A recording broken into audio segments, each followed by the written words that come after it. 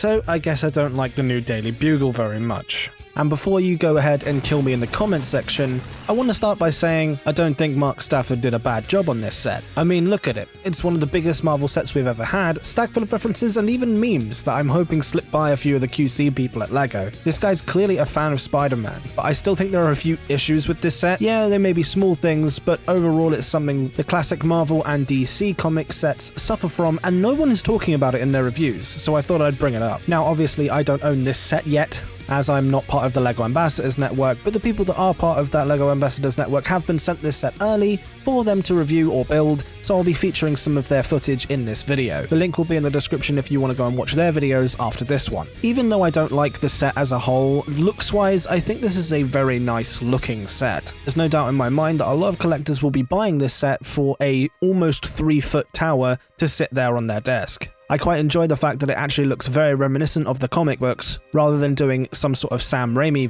version, as I don't think the building shape will have translated very well into LEGO. So overall, I'm quite glad that it actually looks the way that it does, but it's those small things that I was talking about before, and a lot of these problems are going to be because of LEGO themselves, and not necessarily the design of the set, just some strange choices made by them, as well as ways to save money. I want to start by talking about the building itself and the general atmosphere of the set. Starting off with some of the accessories, I really like the fact that we get a taxi with this set. It actually looks like one of the best LEGO cars that I've seen LEGO produce, especially because LEGO released a taxi car not too long ago and it just looked like garbage to me. So I think this one is a mile stretch better than that one, and it's nice to see some more creative ways of building cars. I also really like that it sticks to the conventional modular style of building cars, aka 6 wide, rather than this new 8 wide that we've seen with Speed Champions. I much prefer cars being at this size, as I believe that minifigures interact much better with these sort of sized cars. I really enjoy the fact that we're getting a set of this sort of scale, as the last massive Marvel set we got was the UCS Helicarrier, and clearly we've been in need of another D2C style set from Marvel. But I am going to get onto some of the negatives that I don't like about this set, and you might be able to call it nitpicking, but at the same time, all these little issues add up in my mind. When you first see the set's box art, you think, wow, this is a really nice looking set. But then a few days later I got to thinking about it as I was doing my list for buying things on June 1st, and it made me think, do I really want this set for £275? Totting everything up, I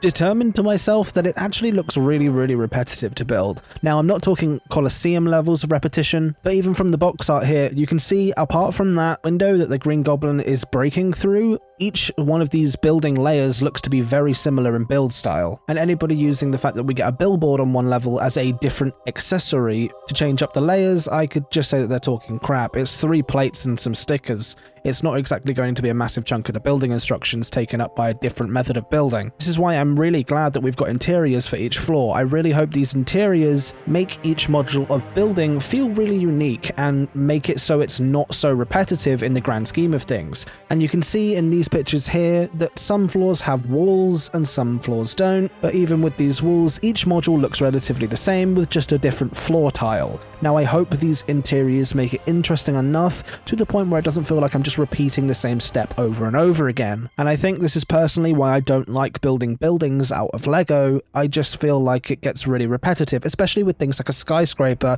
where most floors are going to be the same sort of build. Now, don't get me wrong, there is a lot of accessories in this set, and you can see all of these different tiles and different things to just fill up these rooms. I'm hoping that's the bit that's going to make this set interesting and not the outside walls. Even though the outside walls do look to be very repetitive, and it just annoys me that on a £275 set, we couldn't have changed the outside of the building to give some variation. You can see that they did it on this floor with this crack in the wall, which means you can open up this bottom floor, but I don't think on the floors above, with these pipes sticking out and the Green Goblin coming through the window, is enough variation for me, especially as the Green Goblin coming through the window makes the set look messy to me. And I much prefer it when it's a nice clean tower, as it looks better as a standalone set like that. The building looks a lot nicer, just clean, and I hope that this is an option in the instructions, as I believe you get enough parts to do this or the explosion. I also feel like the building is strange being in this modular style. In one way, I'm really happy that I am now able to put this building with, say, my other modulars. But at the same time, because of all my other modulars being part of, you know, the modular line,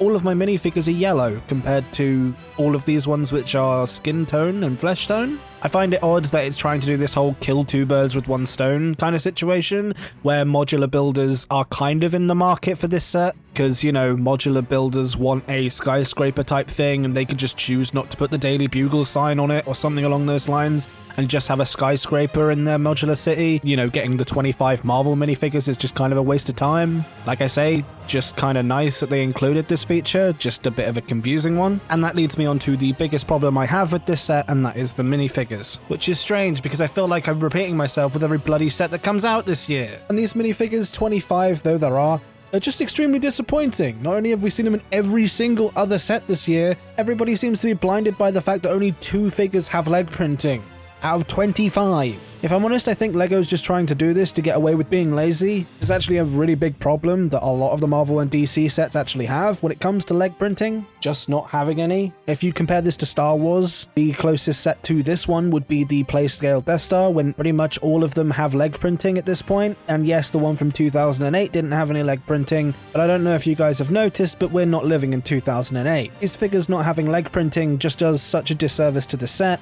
Even though we've seen these figures in other sets before, it's actually not hard for LEGO to make a variant of these figures, especially for a set of this kind of price range. Especially as considering we have 15 exclusive tiles in this set as newspapers. And there may be more, I only counted 15. The main argument that really triggers me about this is when people say that they're trying to use these simpler leg designs for these comic book characters' outfits as they don't really have much detail anyway. Well, here are 3 figures from this new set. Daredevil even being an exclusive. You guys ever heard the term simple but effective? Even just giving these characters little tiny details on their legs makes a world of difference. Now, these are drawn very crudely and I threw it together in about 5 minutes, but you see the point I'm trying to make. Do these figures need this printing? No. We've already seen sets come out with these figures in them, but should it have it?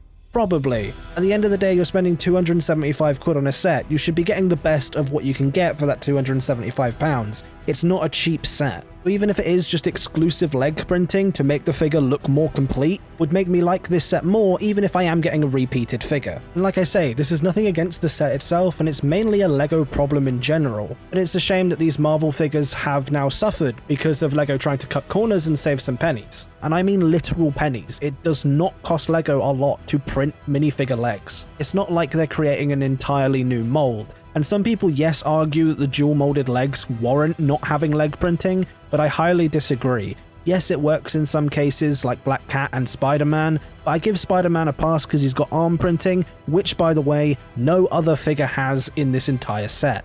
And that really annoys me because characters like Firestar would really benefit from having some form of printed arms and printed legs, as the only real detail she has on her character is in the arms and legs, and it's annoying that we didn't get characters like Iceman to really create the Spider-Man and Friends TV show feel for this set, which I feel like it's trying to go for, you know, being based off of some of the comics and the TV shows. And that's not to mention including figures like Electro, the Scorpion, Dr. Kurt Connors. There's so many figures you could have included, even a big figure of Rhino, and some of these minifigures would have maybe warranted somebody buying this set, as I know a lot of adult collectors do collect these big sets for the minifigures. Like, they can really sometimes take the edge on whether you buy a set or whether you don't. And it's annoying that as the last set in the wave, it's annoying all of these previously exclusive minifigures to this set are now no longer exclusive. Let me explain. There was an interview done with Mark Stafford about this set, where he gave a list of 60 minifigures that he wanted in this set, including figures like Deadpool, which would have been a great inclusion in this set, considering the only real time that we've seen Deadpool was a long time ago in the helicopter attack set. Not a lot of people bought, and people are really after that Deadpool figure. A real one's going to cost you about 25 quid on Bricklink. Having him be an exclusive fig in this 275 quid set would have been a good inclusion,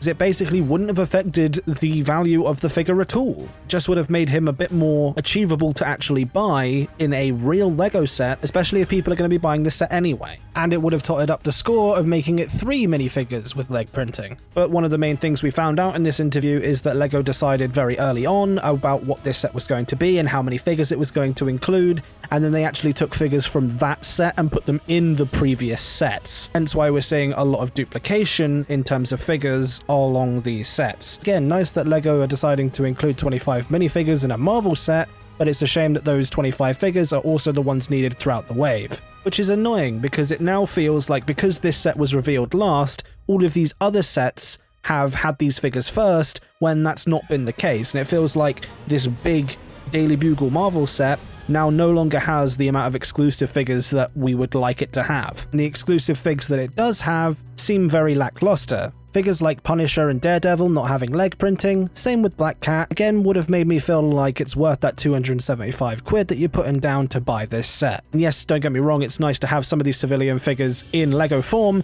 but a lot of them are using non-exclusive printing, and it's also annoying that we're getting Gwen Stacy twice during this set, and I can't think of any other random person that could have been introduced in this set that we haven't seen in LEGO form in a while and is a great love interest in the Spider-Man franchise. Nope. Can't think of one. LEGO could have changed the characters that we were gonna get during this set and not gone with their original plan of using these 25 figs throughout the wave, and in my opinion would have been really nice to have new and exclusive figures for this set. Like I've said in the video, Mark Stafford proposed 60 minifigures for this set. Now obviously you're not going to put 60 minifigures in one set. It's astounding that we got 25 for this one, and I appreciate those 25, just make them different from the wave that you've had and released already. Even if you wanted to include repeats, just give them some leg printing, make them feel exclusive. Don't just give us the same figures that we have in a £15 set. There's no doubt in my mind that this set has been planned for a while. Having the plan to be use the figures for here throughout the wave just means that there's way too many repeats in this set, with no exclusivity on figures, just makes the Daily Bugle feel less special to me, as anybody collecting throughout the year will now have all of these figures anyway.